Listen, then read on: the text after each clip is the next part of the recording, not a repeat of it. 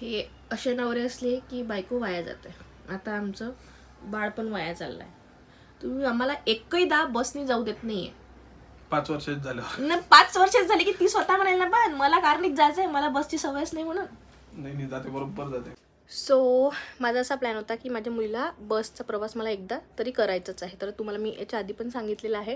And because of that माझी इच्छा होती की मी आज तिला घेऊन जाईल बसनी, पण ते सगळं माझ्या मिस्टरांनी कॅन्सल केलं. अगदी ते हो करतात दरवेळेसारखं, आणि वेळेवर मग कुणाला ना कुणाला सांगून आमच्या घरच्या गाडीला वगैरे ॲडजस्ट करून घेतात. आणि तसंच काहीसं होतं आहे. आम्ही आता निघतो आमच्या घरी.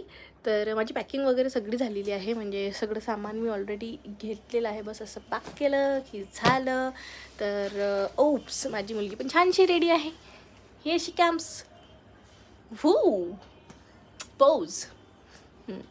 तर कशासाठी जात आहे ते तर सध्या नाही सांगू शकत, बट यस मी माझ्या माहेरी चाललेली आहे. देवाने माझ्यासोबत कोणत्या जन्मातला हिशोब चुकवला माहीत नाही, पण मला नवरा एक नंबर भेटला आहे. म्हणजे माझा जॅकपॉट लागलेला आहे त्या बाबतीत.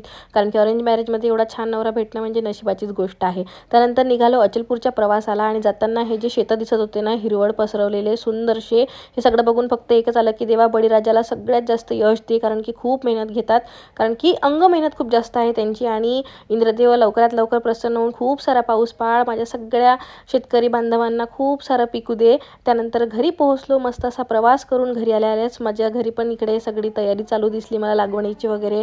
तिकडे चारा आलेला होता आमच्या इच्छा गाई म्हैशींसाठी. ते झाल्यावर पटकन लगेच मी चहा घेतला गरमागरम आणि निघालो शॉपिंगसाठी. मग काय पटकन परतवाड्यामध्ये पोहोचलो, शॉपिंग केली, आणि ड्रेस अल्टरेशनला काही टाईम होता तेवढ्या वेळात ह्या परतवाड्यातील सुप्रसिद्ध मंदिरात मी जाऊन दर्शन घेऊन घेतले. खूप मस्त आणि प्रसन्न असं वातावरण झालं होतं. त्यानंतर तुम्ही मला नक्की सांगा की तुमचे पण नवरे असेच तुमचे लाड करतात का? चला, जय गजानन माऊली, भेटूया उद्याला.